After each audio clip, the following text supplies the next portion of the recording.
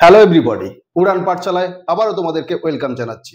আমরা SLST school service কমিশনের যে পরীক্ষা চলছে তাতে বায়োলজির যারা প্রস্তুতি নিচ্ছি তাদের জন্য আজকের এই সেশনে আমরা ইকোলজি এবং এনভায়রনমেন্টের পরবর্তী পর্যায়ে যে অ্যাডাপ্টেশনের পার্টটা রয়েছে সেটা তোমাদের সাথে শেয়ার করছি। খুব ইম্পর্টেন্ট এই পার্ট, এখান থেকে ছোট ছোট অনেক ধরনের প্রশ্ন আমরা পাবো, কিছু মডেল কোশ্চেনও আমি তোমাদের সাথে এই ক্লাসের সঙ্গে শেয়ার করব। তাই শুরু থেকে শেষ পর্যন্ত ক্লাসটিকে অবশ্যই দেখার অনুরোধ রইল।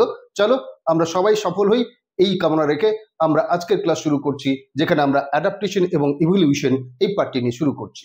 তাহলে আমাদের কাছে এই অ্যাডাপ্টেশনের যে পার্টটা রয়েছে, ফার্স্টলি আমাদের এই অ্যাডাপ্টেশন বিষয়টা কি, এই অ্যাডাপ্টেশনের জায়গাটা কি। আমরা যারা বায়োলজি নিয়ে স্কুল সার্ভিসেস কমিশনের পরীক্ষায় বসতে যাচ্ছি তারা প্রত্যেকেই আমরা জানি যে অ্যাডাপ্টেশন কিন্তু আসলে একটা নির্দিষ্ট পরিবেশে টিকে থাকার জন্য কিছু ফিজিওলজিক্যাল চেঞ্জেস, মরফোলজিক্যাল চেঞ্জেস, এই চেঞ্জেসগুলো আমাদের বিভিন্ন পরিবেশে টিকে থাকতে উদ্ভিদ কিংবা প্রাণীদেরকে সাহায্য করে থাকে। তাহলে এই চেঞ্জেসগুলো বিভিন্ন পরিবেশের ক্ষেত্রে উদ্ভিদগুলোকে কিভাবে টিকিয়ে রাখতে সাহায্য করছে, কিংবা বিভিন্ন উদ্ভিদ বিভিন্ন পরিবেশে নিজেকে টিকিয়ে রাখার জন্য কি ধরনের পরিবর্তন করছে, সেই জায়গাটাই কিন্তু আজকের আমি তোমাদের সাথে শেয়ার করব।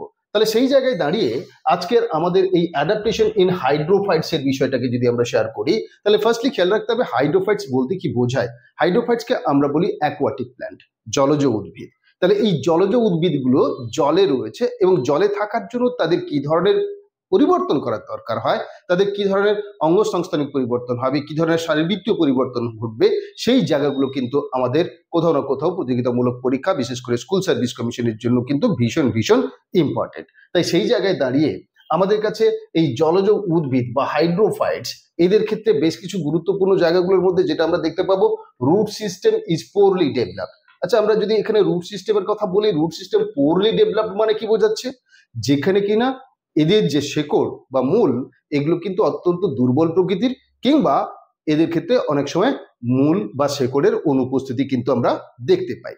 তাহলে সেই জায়গায় দাঁড়িয়ে আমাদের কাছে প্রশ্নের জায়গাটা এমন একটা জায়গা থেকে যে কেন এদের ক্ষেত্রে শেকড় থাকবে না, কেনই বা এদের শেকড় বা মূলতন্ত্র দুর্বল প্রকৃতির হবে বা অনুন্নত প্রকৃতির হবে। তার কারণটা হলো, তোমরা সবাই জানো যে উদ্ভিদের যে রুট রয়েছে বা শেকড় রয়েছে তার মুখ্য কাজগুলো কি। আমরা জানি যে এই রুট মূলত উদ্ভিদকে কোনো একটি স্থলভাগে তার নিজের দেহকে আঁকড়ে ধরে থাকতে সাহায্য করে। এছাড়া কি কাজ করে, তার বেঁচে থাকার জন্য যে জল বা খনিজ লবণ দরকার পড়ে সেগুলো ওই মাটি থেকেই সংগ্রহ করার ক্ষেত্রে এই মূল বা মূলের সঙ্গে যুক্ত মূলরম সেটা কিন্তু অত্যন্ত গুরুত্বপূর্ণ ভূমিকা পালন করে। কিন্তু জলজ উদ্ভিদ যেহেতু তারা জলে রয়েছে, তাদের সারা দেহটাই যেহেতু জলে, তাই তাদের ক্ষেত্রে এই ধরনের কোনো শক্ত আঁকড়ে কিছু ধরে থাকার জন্য তেমন একটা জায়গার দরকার পড়ে না। আবার দ্বিতীয় কথা হলো, জল যেহেতু সারা দেহ দিয়েই তারা ব্যাপন প্রক্রিয়া গ্রহণ করতে পারবে, তাই এক্ষেত্রে তাদের মূলরোম বা আমাদের এই যে রুট সিস্টেম এত ওয়েল ডেভেলপড হওয়ার কোনো দরকার নেই। তার মানে আমাদের জলজ উদ্ভিদ যারা রয়েছে তাদের ক্ষেত্রে কিন্তু খেয়াল রাখতে হবে যে রুট সিস্টেম মেনলি যদি থেকে থাকে, সেটা হচ্ছে জলের স্রোতে এক জায়গা থেকে যাতে আর এক জায়গায় সরে না যায়, তার জন্য মিনিমাম যে অ্যাঙ্কারেজ সেইটুকু এখানে প্রোভাইড করে। আর জল বা খনিজ লবণের শোষণের যে কাজটা সেটা কিন্তু অবশ্যই আমাদের কোথাও না কোথাও সম্পূর্ণ দেহ দিয়ে তারা করে নিতে পারে। আর অবশ্যই খেয়াল রাখতে হবে যে এদের ক্ষেত্রে কিন্তু রুট হেয়ার্স আমরা দেখতে পাবো না। কাদের ক্ষেত্রে? অবশ্যই হাইড্রোফাইটসের ক্ষেত্রে এদের ক্ষেত্রে কোনো রুট হেয়ার্স দেখতে পাবো না। পরের পয়েন্ট বলছে, দেখো mechanical tissue are absent or ill developed. Mechanical tissue মানে বোঝায় যান্ত্রিক কলা। যান্ত্রিক কলা অর্থাৎ দেহকে দৃঢ়তা প্রদান করে এমন সমস্ত কলা বা টিস্যু।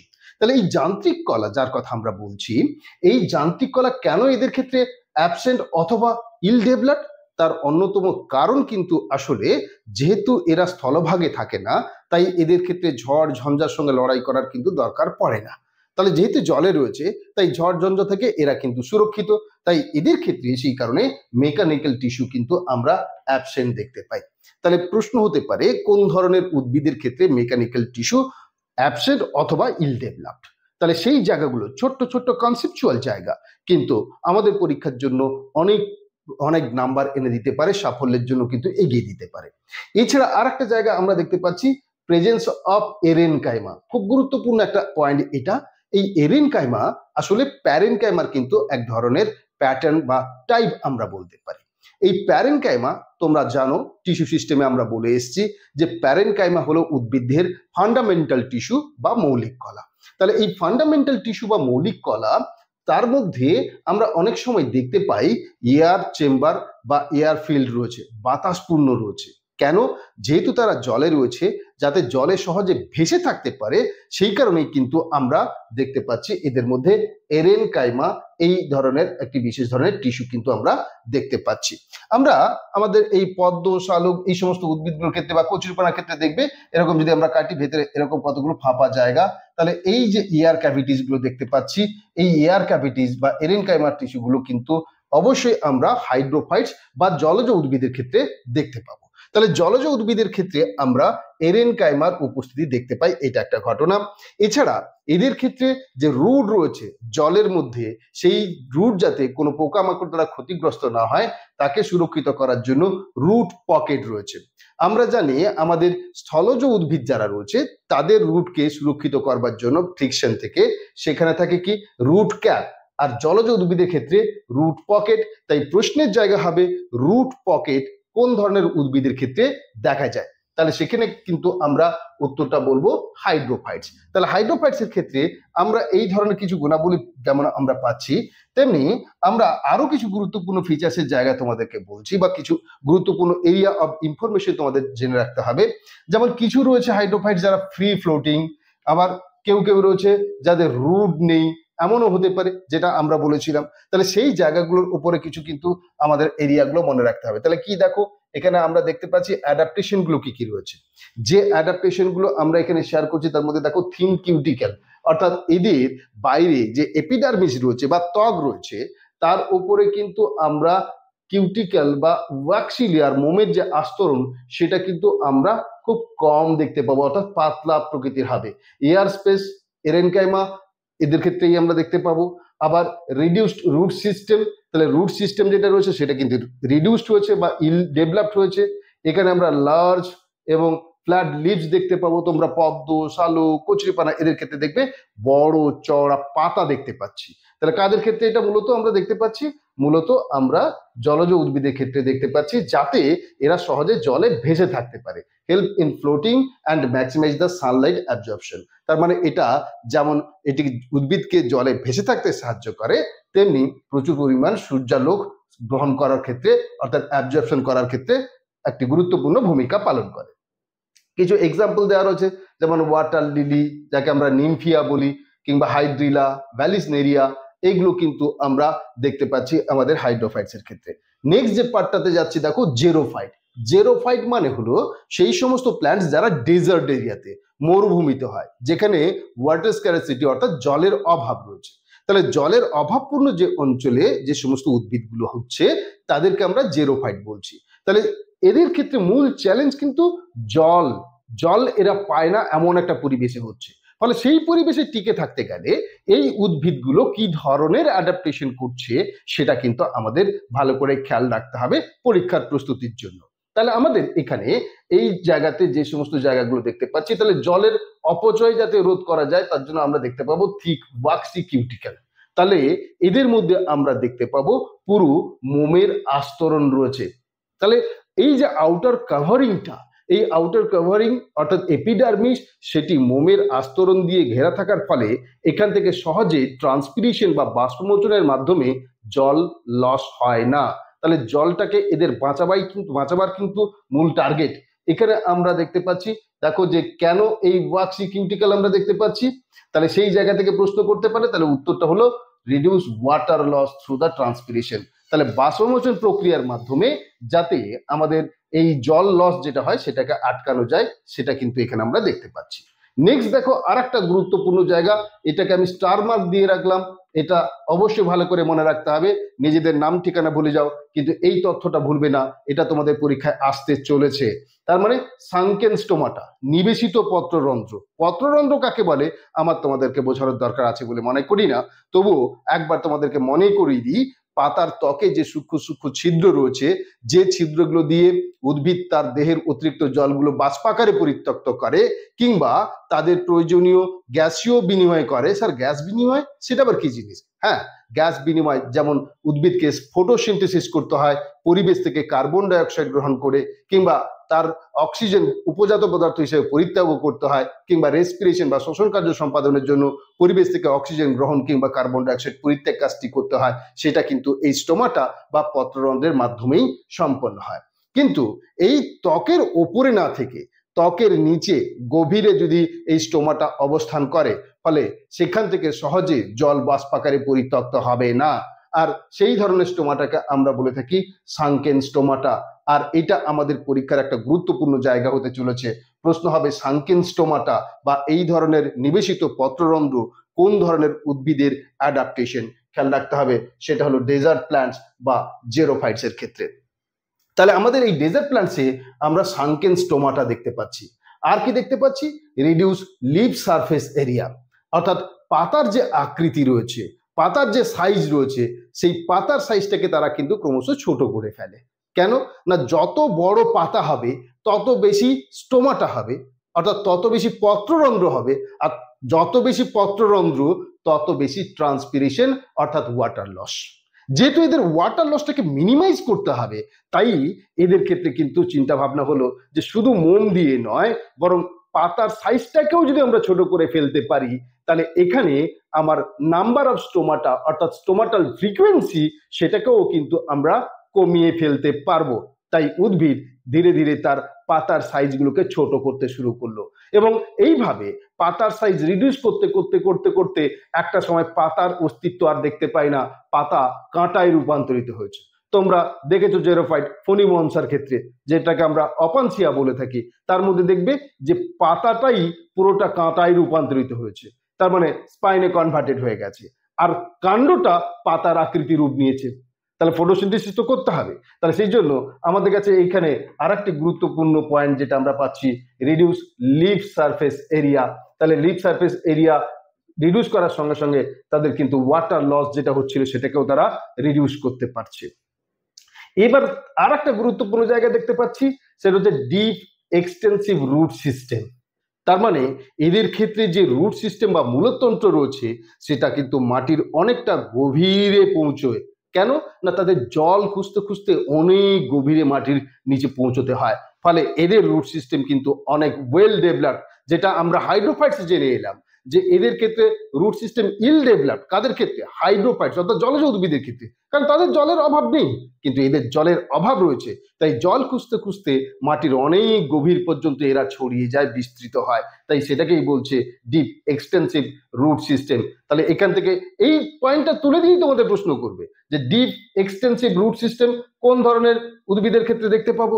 উত্তর তো একটাই রয়েছে, আমরা হেড করে দিয়েছি, সেটা হলো জেরোফাইট। তাহলে জেরোফাইটের মধ্যে আমরা দেখতে পাবো। এছাড়া যদি কোথাও আমরা এক্সেস ওয়াটার কালেক্ট করতে পারি, অর্থাৎ জেরোফাইট যদি দেখে যে এক্সেস ওয়াটার কালেক্ট করতে পেরেছে, তাহলে সেই ওয়াটারগুলোকে সে কি করে, নিজের দেহের মধ্যে সেলের মধ্যে সঞ্চয় করতে শুরু করে, ফলে দেহটি রসালো প্রকৃতির হয়। এই ধরনের রসালো বা রস সঞ্চয় করার যে ঘটনা আমরা মরুভূমির উদ্ভিদগুলোর ক্ষেত্রে দেখতে পাই, তাদেরকে আমরা সাকুলেন্ট বা রসালো উদ্ভিদ বলি। তাহলে এই সাকুলেন্ট বা রসালো উদ্ভিদ, তার মধ্যে আমরা এই ওয়াটার স্টোরেজ টিস্যু দেখতে পাই। তাই প্রশ্ন হতে পারে যে এই ওয়াটার স্টোরেজ টিস্যু কোন ধরনের উদ্ভিদের মধ্যে আমরা দেখতে পাবো, এবং সেক্ষেত্রেও কিন্তু একই উত্তর হবে, সেটা হলো স্যার জেরোফাইট। তাহলে জেরোফাইটের ক্ষেত্রে কিন্তু আমরা ওয়াটার স্টোরেজ টিস্যু দেখতে পাচ্ছি। এছাড়া আমাদের এই জেরোফাইটিক প্ল্যান্টসগুলোর কিছু এক্সাম্পল আমাদের মনে রাখতে হবে। যেমন আমরা এখানে দেখতে পাচ্ছি, দেখো ক্যাকটাস কিংবা অ্যাকাসিয়া। তাহলে এই ক্যাকটাস, অ্যাকাসিয়া, অপানসিয়া এই সমস্ত নামগুলো কেন বলছি? হয়তো প্রশ্ন এরকম দেওয়া হলো, which one of the following is xerophyte? তাহলে কোনটি জেরোফাইট, এমন একটি প্রশ্নও কিন্তু আমাদের দিতে পারে। তাহলে সেই জায়গার উপর দাঁড়িয়ে আমরা যেটা বলছিলাম একবার দেখে নিই, এখানে ছবির সঙ্গে একবার আলাপ করে নিই। আমরা এটাকে দেখছি অপানসিয়া বা ফোনিমনসা, সবাই দেখেছো। এই অপানসিয়া বা ফোনিমনসার এই যে বিস্তৃত অংশটি দেখতে পাচ্ছি আমরা, এইটা কিন্তু আসলে তার স্টেম। কিন্তু এই স্টেমটা কেমন দেখতে? স্যার পাতার মতো দেখতে। তাহলে এই স্টেমটা পাতার মতো দেখতে, কিন্তু এই যে ছোট ছোট কাঁটার মতো অংশ দেখতে পাচ্ছি আমরা, এই কাঁটাগুলো আসলে কে? এইগুলো কিন্তু আসলে আমরা স্পাইন, কিন্তু এই স্পাইনগুলো আসলে আমাদের কাছে কোথাও না কোথাও মডিফিকেশন। কার মডিফিকেশন? সেটা হলো পাতার মডিফিকেশন। একটু আগে আমরা বলেছিলাম যে পাতার সাইজগুলো এদের ক্ষেত্রে রিডিউসড হবে। তাহলে পাতার সাইজগুলো রিডিউস করতে করতে এগুলো কাঁটায় রূপান্তরিত হয়েছে, স্পাইন।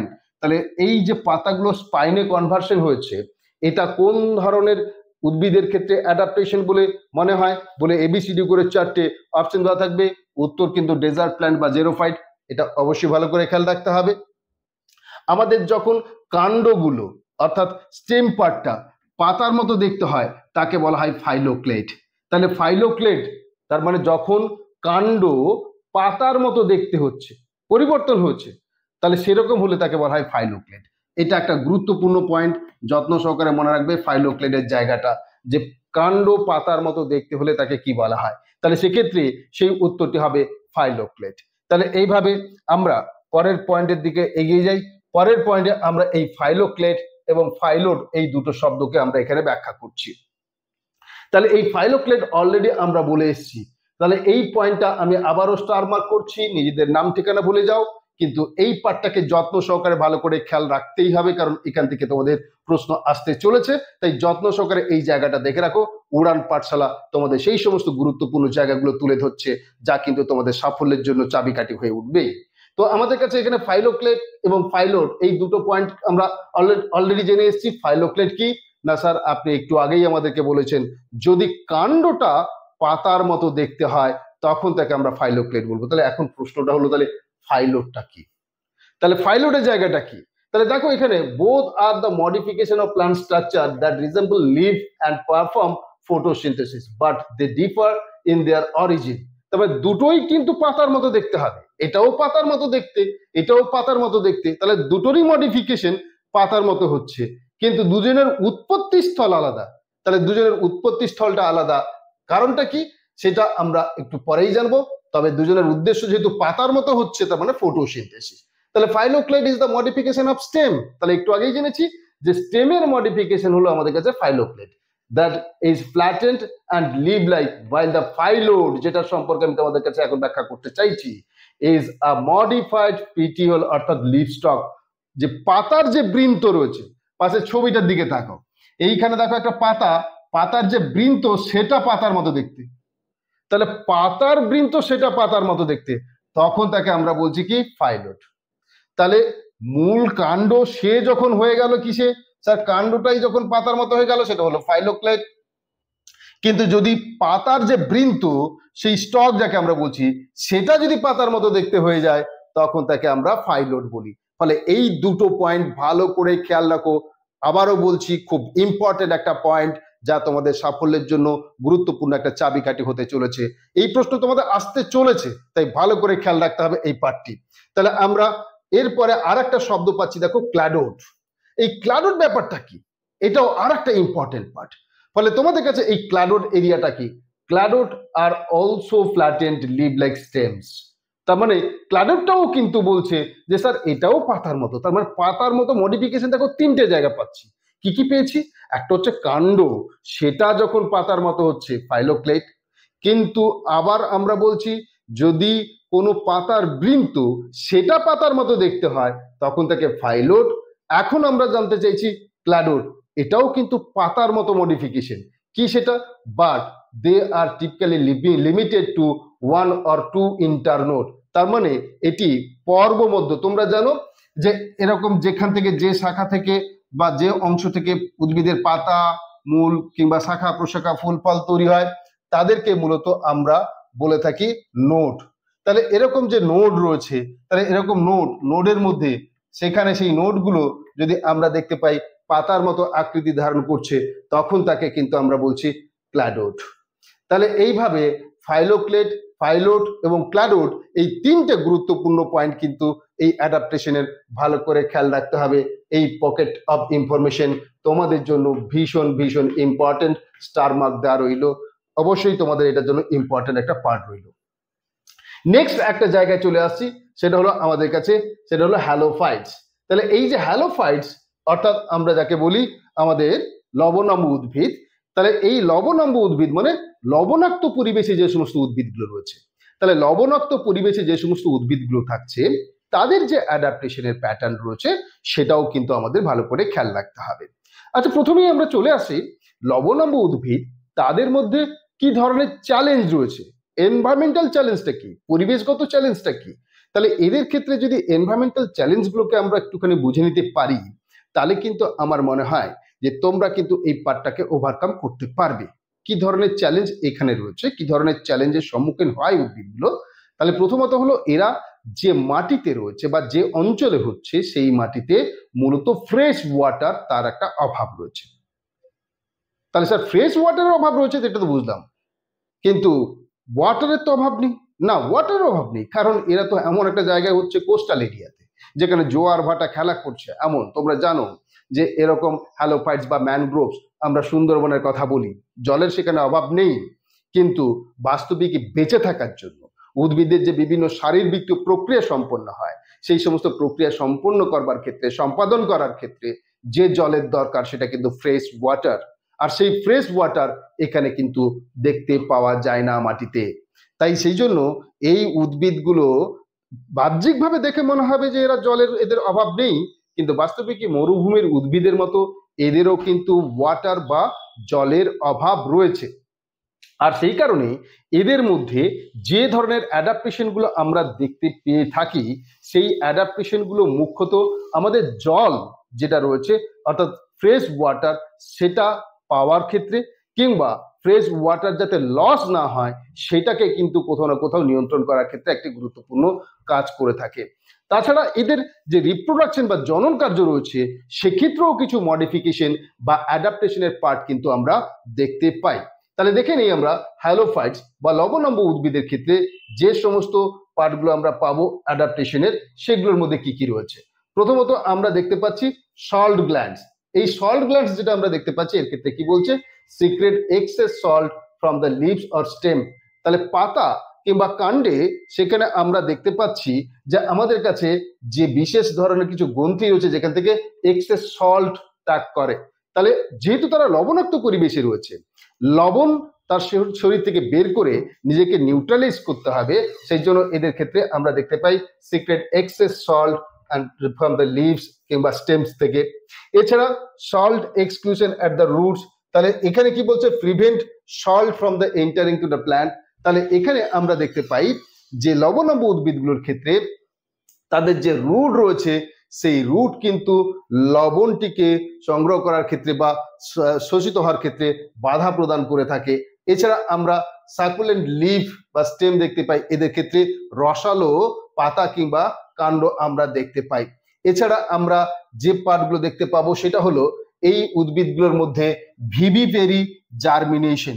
এইখানে ভিভিপেরি জার্মিনেশন ব্যাপারটা কি, মনে করো একটা উদ্ভিদ রয়েছে, এই উদ্ভিদটির একটা ফ্রুটস বা সিডস তৈরি হয়েছে, এই ফ্রুট বা সিডটা যখন পড়বে মাটিতে তাহলে জলে এটা ভেসে যেতে পারে, কারণ এরা যে অঞ্চলে হয় সেটা কিন্তু অবশ্যই জোয়ার ভাটা খেলা করে এমন একটি অঞ্চল।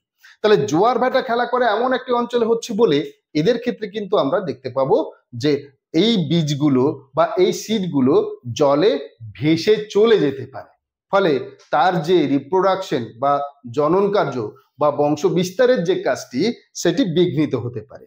তার জন্য তারা এই বিস্তারের যে কাজটা, বংশ বিস্তারের যে কাজটা, সিড ডিসপার্সেলের যে কাজটা, সেটাকে একটু পরিবর্তন করে ফেললো। কিভাবে পরিবর্তন করলো না, বীজগুলোর জার্মিনেশন বা অঙ্কুরোদ্গম যখন তার পেরেন্টাল বডিতে অর্থাৎ মাতৃদেহে যুক্ত থাকবে সেই সময় তার জার্মিনেশন বা অঙ্কুরোদ্গম হবে, এবং সেই অঙ্কুরোদ্গম হয়ে যখন তার মধ্যে বেশ লম্বা প্রকৃতির একটা রুট সিস্টেম বা রেডিক্যাল তৈরি হয়ে গেছে, বেশ ভারী হয়ে গেছে, আর শাখাটি ভার বহন করতে পারছে না, তখন সেটা ছিঁড়ে গিয়ে নিচে পড়ছে। এই ক্ষেত্রে সেটা কি হচ্ছে, কাদার মধ্যে গেঁথে যাচ্ছে, এর ফলে সহজে জোয়ার ভাটায় আর সেটা ভেসে যেতে পারে না। এটাকেই আমরা বলছি ভিভিপেরাস টাইপ অফ জার্মিনেশন। তাহলে এই ভিভিপেরাস জার্মিনেশন কোন ধরনের উদ্ভিদে দেখা যায়, এটা কিন্তু আরেকটা ইম্পর্টেন্ট ইনফরমেশন যা তোমাদের কিন্তু পরীক্ষায় আসতে চলেছে, ভালো করে এটাও আমাদের খেয়াল রাখতে হবে। তাহলে আমরা এখানে দেখতে পাচ্ছি যে আমাদের হ্যালোফাইটস এর ক্ষেত্রে যে সমস্ত অ্যাডাপ্টেশন গুলো ছিল সেগুলো আমরা বললাম। ওই জাস্ট আমাদের কাছে এই হ্যালোফাইটস এর ক্ষেত্রে আমরা আর একটা গুরুত্বপূর্ণ পার্ট বলে থাকি, সেটা হচ্ছে ব্রিদিং রুটস। তাহলে নিউম্যাটোফোর্স, PNEUMATOPHORES, নিউম্যাটোফোর্স। এটাকে আমরা ব্রিদিং রুট বলে থাকি। এই ব্রিদিং রুট বা নিউম্যাটোফোর্স এটাও কিন্তু আমাদের কাছে অত্যন্ত গুরুত্বপূর্ণ একটি এই অ্যাডাপ্টেশন, যা কিনা আমরা হ্যালোফাইটস এর ক্ষেত্রে দেখতে পাই। তাহলে হ্যালোফাইটস এর ক্ষেত্রে নিউম্যাটোফোর্স এটা অত্যন্ত গুরুত্বপূর্ণ একটা পকেট অফ ইনফরমেশন, যা তোমাদের পরীক্ষায় আসতে চলেছে।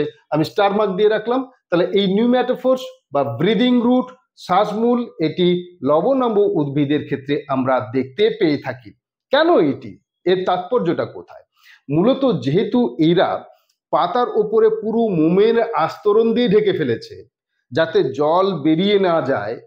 স্যার এরা তো জলে থাকেই না, এদের তো ফ্রেশ ওয়াটার বা মিঠা জল যেটাকে আমরা বলি, ফিজিওলজিক্যাল যে পার্টটা রয়েছে উদ্ভিদের শারীরবৃত্ত যে প্রক্রিয়াগুলো সম্পন্ন হচ্ছে তার জন্য যে ফ্রেশ ওয়াটার দরকার সেটা কিন্তু অভাব রয়েছে।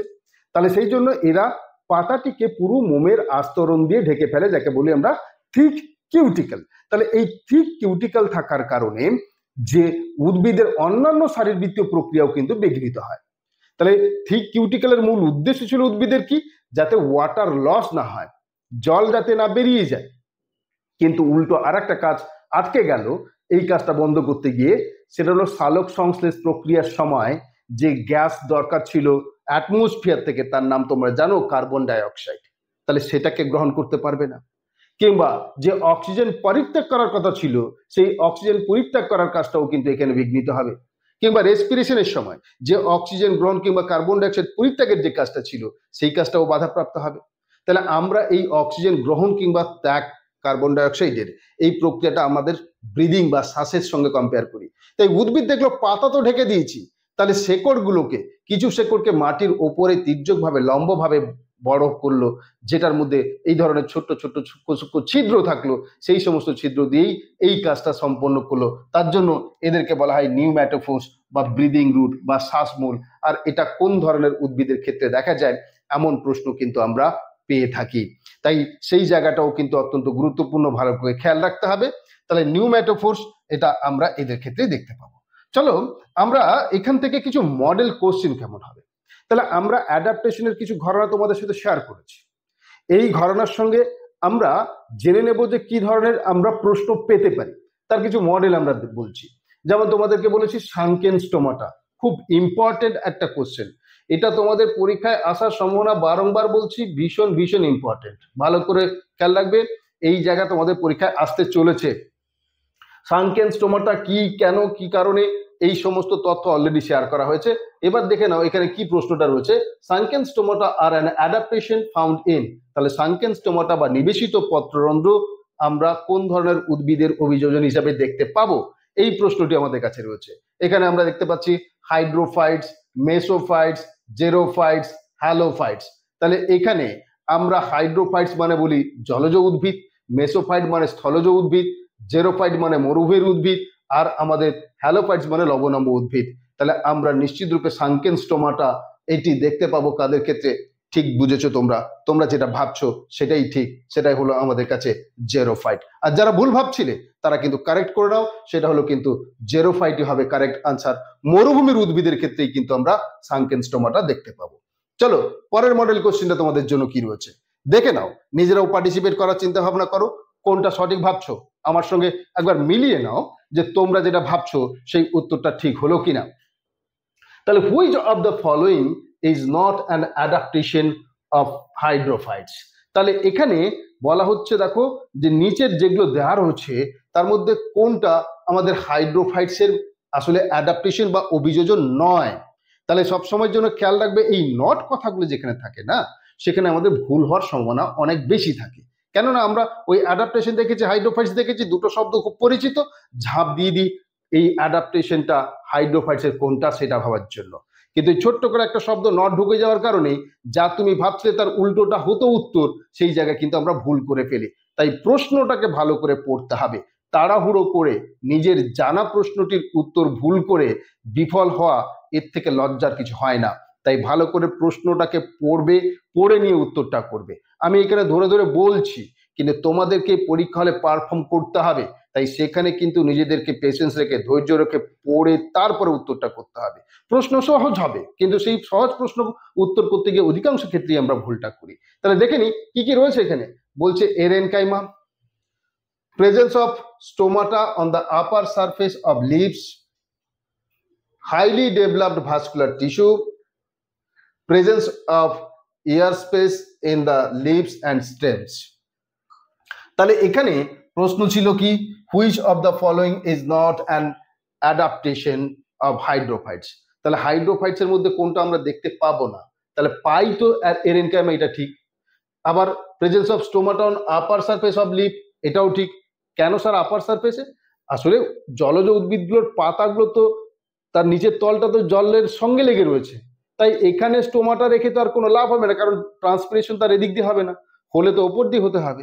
তাই সেই জন্য সবসময় জলজ উদ্ভিদের আপার সারফেসের ক্ষেত্রে মোস্টলি আমরা স্টোমাটা দেখতে পাই, তাহলে এটাও ঠিক। তাহলে এখানে আমরা দেখতে পাচ্ছি প্রেজেন্স অফ এয়ার স্পেস, অর্থাৎ বায়ুপূর্ণ যে চেম্বার বা প্রকোষ্ঠ সেটাও থাকবে, যাতে উদ্ভিদরা জলে সহজে ভেসে থাকতে পারে। শুধু হাইলি ডেভেলপড ভাস্কুলার টিস্যু এদের দরকার পড়ে না, কারণ সারা দেহ দিয়েই এরা জল গ্রহণ করতে পারে। তাই অপশন সি এইটা কিন্তু কারেক্ট আনসার। ফলে তোমরা যা ভেবেছিলে, তোমাদের ভাবনার সঙ্গে আমার ভাবনা কতটা মিলল সেটা নিশ্চিত রূপে তোমরা দেখে নিও। চলো পরের জায়গায় চলে আসি, পরের question. Which of the following is a type of plant adaptation found in mangroves। তাহলে ম্যানগ্রোভস যেগুলো রয়েছে, অর্থাৎ আমরা একটু আগে হ্যালোফাইটস বা লবণাম্ব উদ্ভিদের কথা জেনে এসেছি। তাহলে এই হ্যালোফাইটস তাদের ক্ষেত্রে আমাদের কাছে প্রশ্নের জায়গাটা হলো যে এইগুলোর মধ্যে কোনটা আমাদের হ্যালোফাইটস এর মধ্যে দেখতে পাবো বা ম্যানগ্রোভস এর মধ্যে দেখতে পাবো, এই কোশ্চেনটা কিন্তু আমাদের কাছে রয়েছে। বলেছে সাকুলেন্স, বলেছে নিউম্যাটোফোর্স, বলেছে স্পাইনস, বলেছে ডিপ ট্যাবরুট সিস্টেম। কোনটা হবে কারেক্ট আনসার? দেখো হ্যালোফাইটস বা লবণাম্ব উদ্ভিদের ক্ষেত্রে যে চারটে অপশন দেওয়া রয়েছে তার মধ্যে কিন্তু নিউম্যাটোফোর্স, আমি একটু আগে তোমাদেরকে স্টার মার্ক করে দিয়েছিলাম, এই নিউম্যাটোফোর্স এটাই হবে উত্তর, যার অপর নাম আমরা বলে থাকি ব্রিদিং রুটস। এটাকে আমরা ব্রিদিং রুটসও বলে থাকি। তাহলে এই জায়গাটাও কিন্তু ভালো করে খেয়াল রাখতে হবে। অনেক সময় নিউম্যাটোফোর্স এই নামটা না দিয়ে তোমাদেরকে ব্রিদিং রুটস এই নামটাও দেওয়া থাকতে পারে অপশনের মধ্যে, তাই এটাও কিন্তু খুব ইম্পর্টেন্ট একটা পার্ট। চলো পরের পার্টটাতে দিকে আমরা পরের ইনফরমেশনের দিকে যাব। নেক্সট কোশ্চেন রয়েছে, in which plants do stomata open at night. তার মানে কোন ধরনের উদ্ভিদের ক্ষেত্রে স্টোমাটা রাতের বেলায় খোলা থাকে? তাহলে রাতের বেলা স্টোমাটা খোলা, স্যার স্টোমাটা বা পত্ররন্ধ্র এটি তো আমাদের বাষ্পমোচন কিংবা সালোক সংশ্লেষের সময় পরিবেশ থেকে কার্বন ডাই অক্সাইড কিংবা অক্সিজেন গ্রহণ কিংবা বর্জনের অর্থাৎ গ্যাস বিনিময় প্রথাটি সম্পন্ন করে। হ্যাঁ ঠিক তাই। তাহলে স্যার এখানে রাতের বেলায় কেন খোলা থাকবে? আমি জানি না, প্রশ্ন এটা, তোমরা ভাবো, উত্তর তো পরে আমি এক্সপ্লেন করে দিচ্ছি তোমাদেরকে। দেখো হাইড্রোফাইটস, নিম, ম্যাঙ্গো, সাকুলেন্স, এখানে চারটে অপশন রয়েছে। তাহলে হাইড্রোফাইটস, নিম, ম্যাঙ্গো, সাকুলেন্ট, খুব সহজ সরল অপশন রয়েছে, তার মধ্যে থেকে আশা করি তোমরা সবাই সঠিকটা গেস করতে পেরেছো। অবশ্যই উত্তরটা সাকুলেন্ট হবে, রসালো উদ্ভিদ যেগুলো। স্যার কেন, কি কারণে, এইটা একটু এক্সপ্লেন করে রাখা, কারণ অনেক সময় এগুলোর একটা কনসেপচুয়াল কোশ্চেন তোমাদের কাছে প্রশ্ন করা হতে পারে।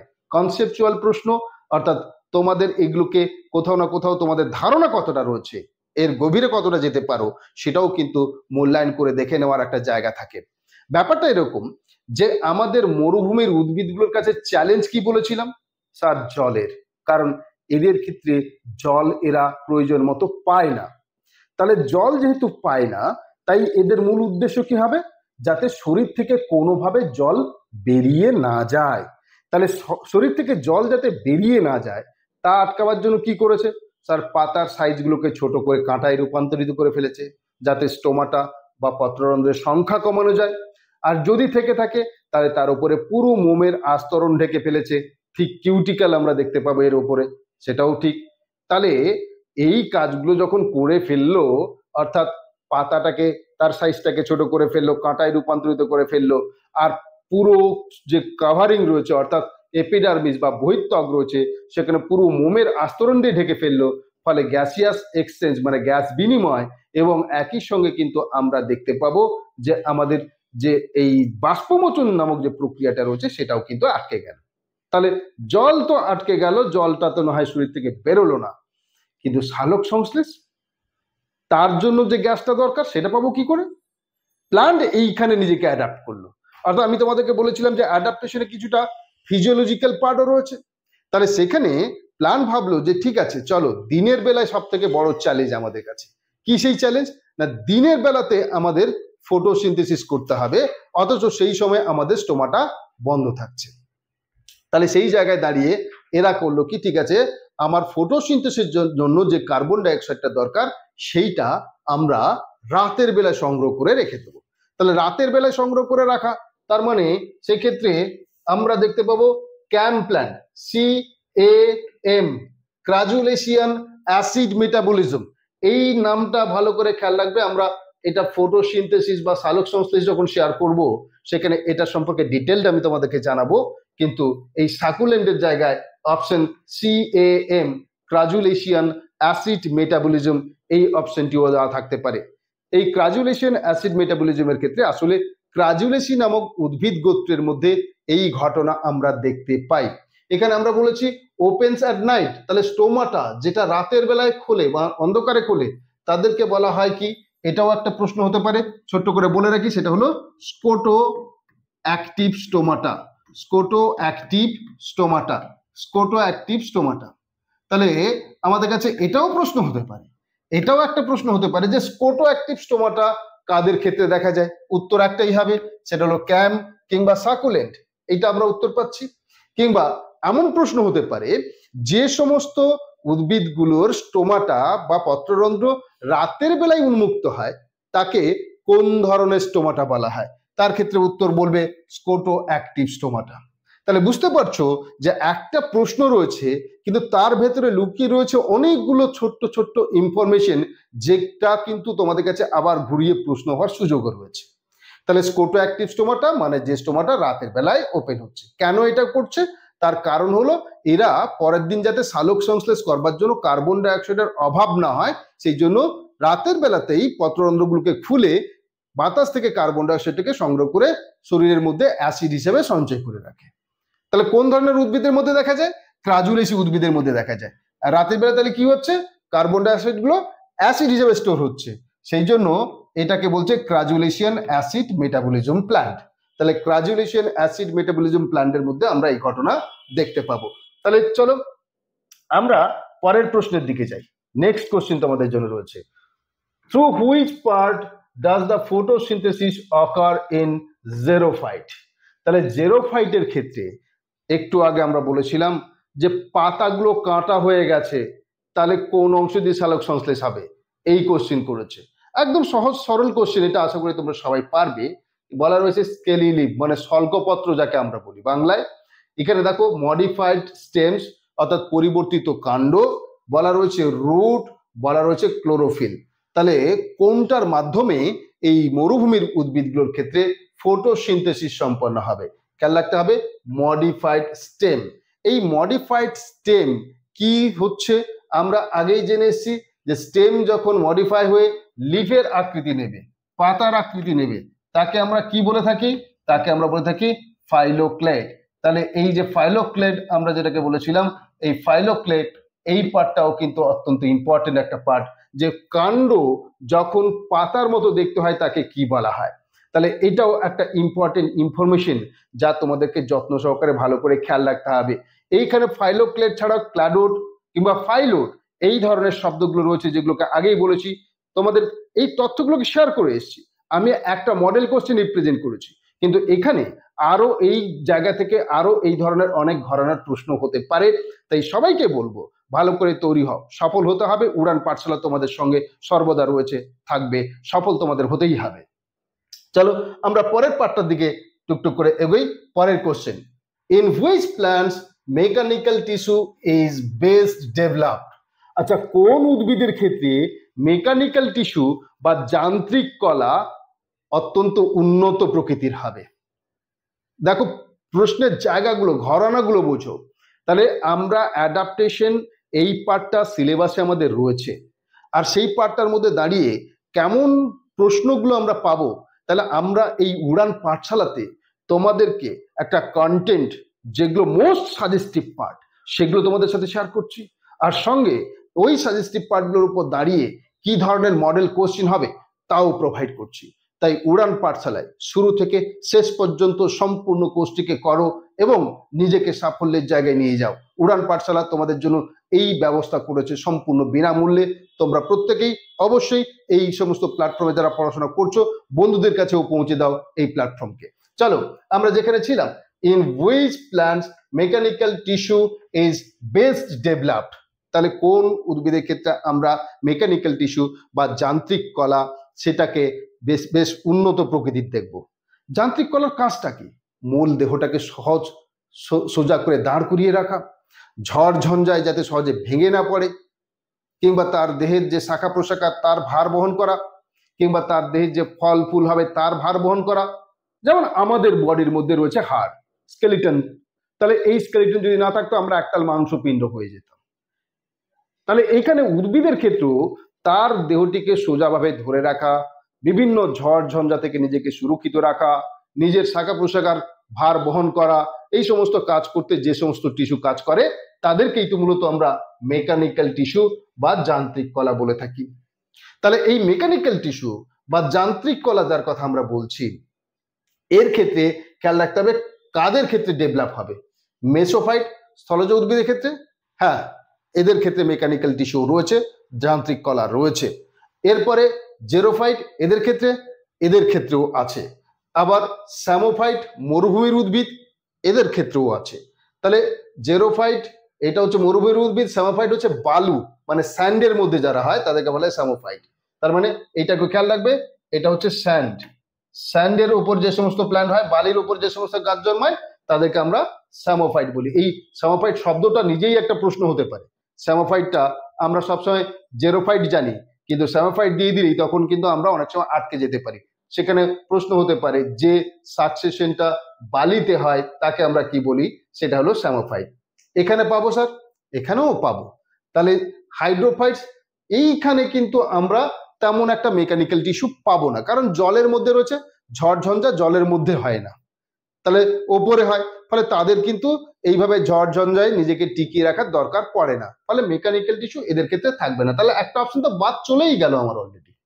তাহলে বাকি তিনটের ক্ষেত্রে আমি বলেছি আছে, তার মানে মেকানিক্যাল টিস্যু আছে, কিন্তু কোশ্চেন রয়েছে কি বেস্ট ডেভেলপ, তার মানে এদের তিনজনের মধ্যে সবার ক্ষেত্রে মেকানিক্যাল টিস্যু আছে, বেস্ট ডেভেলপ কোনটা।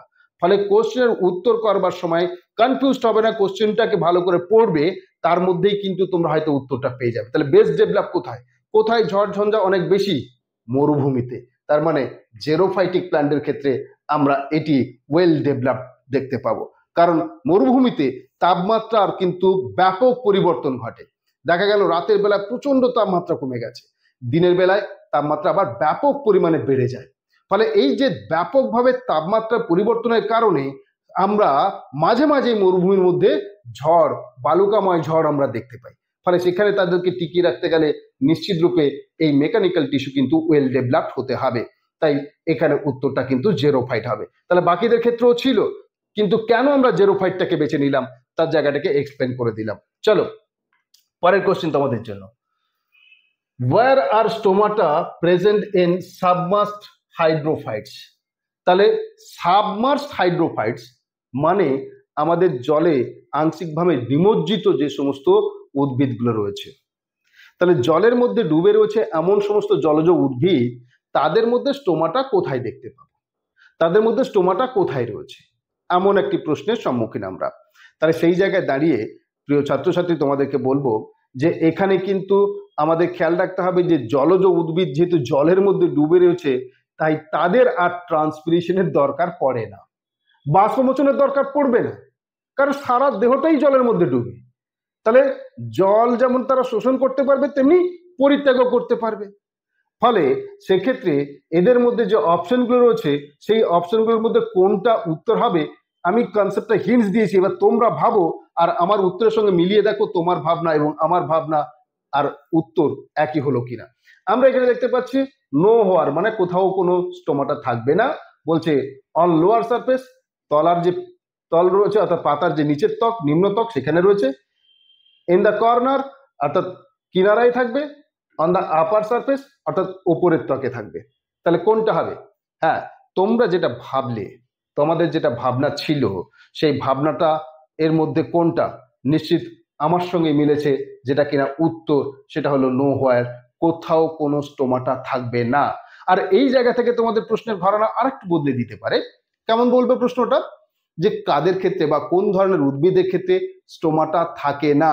তার মানে প্রশ্ন হতে পারে stomatas are absent in which kind of plant groups, কোন ধরনের উদ্ভিদের ক্ষেত্রে স্টোমাটা থাকেই না, তাহলে সেই ক্ষেত্রেও কিন্তু উত্তর হবে আমাদের কাছে হাইড্রোফাইটস। কোন ধরনের হাইড্রোফাইটস? সাবমার্সড হাইড্রোফাইটস। তাহলে এই সাবমার্সড হাইড্রোফাইটসে কোনো রকম স্টোমাটা থাকে না, এটা কিন্তু ভালো করে খেয়াল রাখতে হবে। নেক্সট পরের কোশ্চেনের জায়গায় যাই। নেক্সট কোশ্চেন দেখো, খুব ইম্পর্টেন্ট একটা কোশ্চেন, ভিভিপেরি ইজ ফাউন্ড ইন। তাহলে ভিভিপেরি অর্থাৎ জরায়ুজ অঙ্কুরোদ্গম, আমরা একটু আগে বলেছিলাম এই ভিভিপেরি তার সম্পর্কে ডিটেলস, চারটে অপশন রয়েছে। তাহলে ভিভিপেরি বা জরায়ুজ অঙ্কুরোদ্গম মানে মাতৃগর্ভে বাচ্চা, তার মধ্যে আবার বাচ্চা, তার মানে ব্যাপারটা হলো জরায়ুর মধ্যে থেকে বাচ্চা তৈরি হয়ে যাচ্ছে। সরি, তাহলে আমাদের কাছে এইখানে এই যে ভিভিপেরি কথাটা আমরা বলছি, এই ভিভিপেরির জায়গাটিতে আমাদের ভালো করে খেয়াল রাখতে হবে যে জরায়ুজ অঙ্কুরোদ্গম যাকে আমরা বলছি, এটি কার মধ্যে দেখা যায়? Xerophyte, mesophyte, hydrophyte, halophytes. কোনটা হবে কারেক্ট আনসার? এই জায়গায় দাঁড়িয়ে আমরা যে উত্তরটা ভাবছি, যে উত্তরটা আমাদের ভাবনায় রয়েছে, সেটা কি সঠিক কিনা দেখে নেওয়া যাক। কিন্তু তার আগে আমি বলি ভিভিপেরি ব্যাপারটা কেন, কি কারণে। এরা যেহেতু সমুদ্রের উপকূলবর্তী অঞ্চলে হয়, সিড বা বীজগুলো যদি জলে পড়ে, জোয়ার ভাটায় সেটা ভেসে চলে যেতে পারে, তাই এদের বিস্তার বিঘ্নিত হতে পারে। তার ফলে দেখা গেল সমুদ্রের জলে ভেসে গিয়ে সেই বীজটি আর পরবর্তীকালে স্থলভাগ না পাওয়াতে সে নষ্ট হয়ে গেল সমুদ্রের জলের মধ্যেই। তার জন্য এই সমস্ত উদ্ভিদ, বিশেষ করে সুন্দরী, গরান মানে লবণাম্ব উদ্ভিদ, ম্যানগ্রোভ যারা রয়েছে, তাদের মধ্যে আমরা দেখতে পাচ্ছি যে এরা তাদের মাতৃদেহের সঙ্গে ফলটা যুক্ত থাকা অবস্থাতেই জার্মিনেশন ঘটিয়ে ফেলে, অঙ্কুরোদ্গম ঘটিয়ে ফেলে। ফলে সেই অঙ্কুরিত যে অংশটি, সেটি যখন মাটির উপর পড়ে ততক্ষণে অনেকটা লম্বা একটা শেকড় তৈরি হয়ে গেছে। ফলে কাদার উপর পড়ার কারণে সেটি আর সহজে জোয়ার ভাটাতে ভেসে যেতে পারে না। এই ধরনের অ্যাডাপ্টেশনের ফলে তারা কিন্তু সহজে বিস্তার লাভ করতে পারে। এটাকেই আমরা ভিভিপেরাস জার্মিনেশন বা ভিভিপেরি বলে থাকি। আর এইটা আমরা দেখতে পাই হ্যালোফাইটস এর ক্ষেত্রে। তাহলে তোমাদের সাথে আজকের এই যে অ্যাডাপ্টেশন এবং ইভলিউশনের যে সেশনটা আমরা শেয়ার করলাম, তাতে তোমরা কিন্তু পুরো পার্টটাতে কি ধরনের প্রশ্ন হবে তা জেনেছো। দেখা হবে তোমাদের সাথে পরের সেশনে আবার নতুন কোনো টপিকস নিয়ে। সফল হও তোমরা সবাই। Tata, bye bye.